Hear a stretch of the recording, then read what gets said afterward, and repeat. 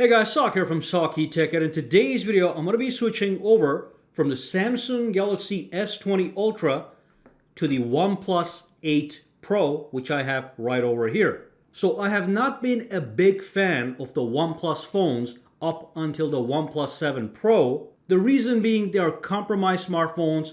There's a lot of things that they don't have that other flagship smartphones have, and yet they used to be called the flagship killers, which I thought was ridiculous. You cannot be a flagship killer if you're missing half of the features of an actual flagship smartphone. So in the past I could never switch over to a OnePlus smartphone from a Samsung Galaxy smartphone, but now I could actually consider it because I'll let you know, I have had my SIM in this phone for a couple days now, and this certainly now is a flagship product.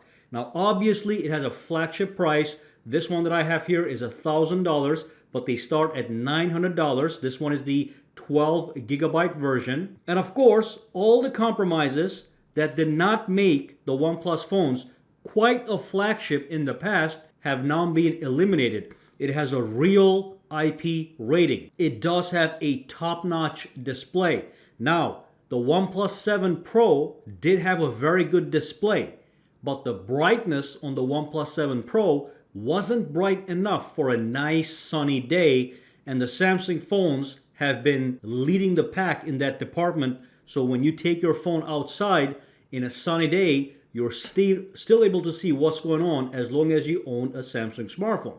So the OnePlus 7 Pro was not good enough for me, so I never switched over to it. Now with this one, I did go out and I did do a test on it, and it looks pretty good. So when I'm down in direct sunlight, I can increase the brightness of the smartphone to its maximum, and I can easily see what's going on. Real quick disclaimer, so I'm going to switch over to the OnePlus 8 Pro, but in a week or 2 weeks, I'm going to make a follow-up video to let you guys know whether or not I'm going to stick to the OnePlus 8 Pro, or am I going to go right back to my Samsung Galaxy S20 Ultra, which is my current daily driver. So make sure you stay tuned for the video to get my updates and insights of this switching process. And maybe you can benefit from the information that I gather as well. Anyway, let's continue with this video. Now, one more thing that is very important is the price, obviously. Now, this, like I said, is $1,000, but the Samsung Galaxy S20 Ultra is $1,400. So as I switch from the S20 Ultra to the 8 Pro, I want to see if me paying $400 more for the S20 Ultra is actually worth it or not. And again, I'm doing this for the consumers who are watching this video because that could potentially save you $400. So you want to stay tuned for the update. Even if I end up switching back to the S20 Ultra, at least I can tell you guys that as a consumer, you shouldn't do it because maybe that $400 extra price tag might not give you all that $400 demands. Both phones do have 5G capability, so 5G is not an issue, even though I personally don't care about 5G at all. Now, one thing that's very important to me in a smartphone is the fact that it should have a very good display, a very bright display, and also it should have really good speakers because that actually goes towards how I experience the multimedia on my phone. When I'm watching news in the morning, when I'm watching some YouTube video, I just want to have a nice multimedia experience without even having to go and turn on the TV, just doing it on my phone if I have to. So certainly the OnePlus 8 Pro gives me those things.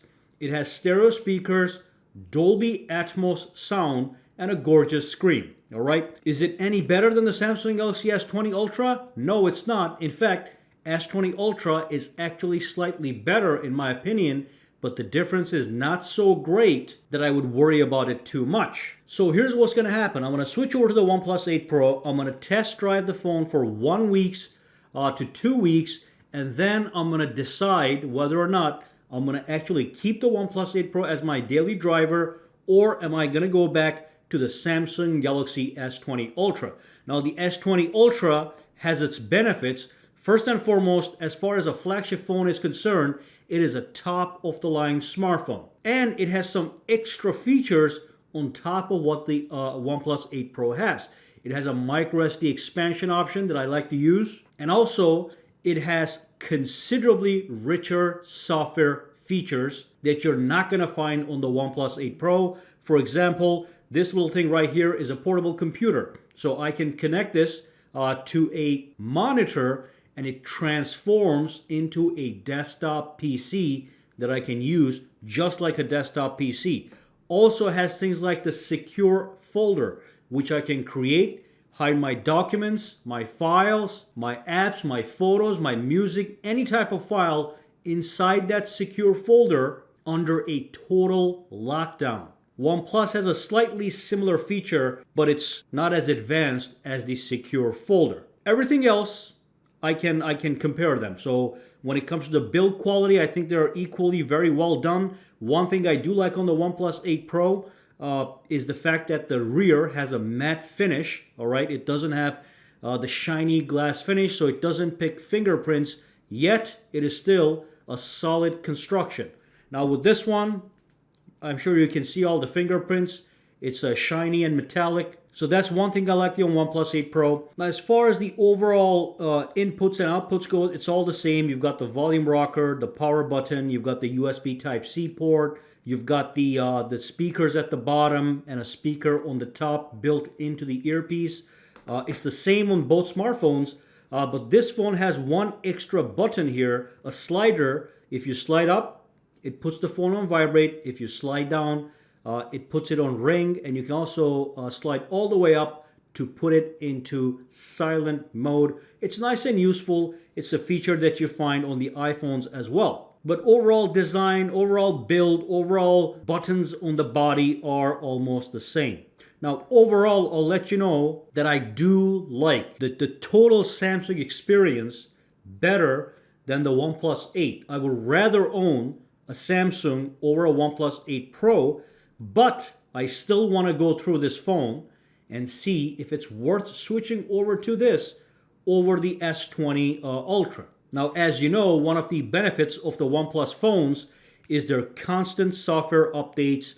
Here's the thing though, with my Samsung Galaxy S20 Ultra, I've been getting consistent updates, and also when I have my Note 9, my Note 10, my S10, they all have received, and I do have the unlocked versions, they all have received the latest version of the One UI software. So even though with the OnePlus phones, the updates are more consistent and also universal, the thing is, all OnePlus phones get the updates at the same time worldwide. Okay, now with this one, there's hundreds of different carriers, hundreds of different countries. They all have their own schedules. So if a Samsung Galaxy S20 gets an update in the United States, it may not have gotten it yet in India, or maybe not in Germany, or if Germany gets it first, it comes to this one after a month. So it's not consistent updates, not as consistent as OnePlus 8, but still, I mean, you get a lot of updates. But the thing is, those things don't bother me that much because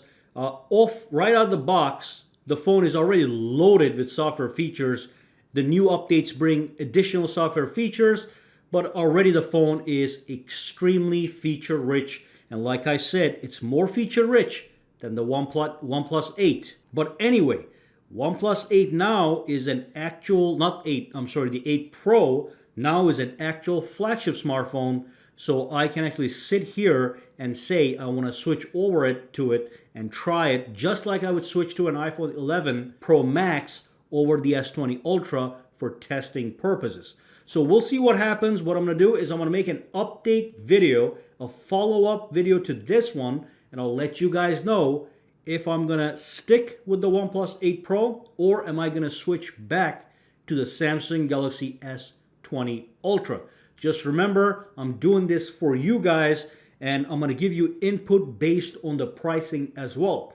This is $1,000. This is $1,400, and it does have some more features, but we're going to try to make sense of all that in my follow-up video to see if you should switch over, consider the OnePlus 8 Pro, or just keep the S20 Ultra if that's what you have. Alright, so if you found this video useful, make sure to subscribe to SAKITECH by clicking that button, and also click that bell icon on the side to make sure you get notified every time I upload a new video. And if you do use Twitter, Instagram, or Facebook, you can follow me at SAKITECH Online to get the latest updates as well. All right, have a fantastic day.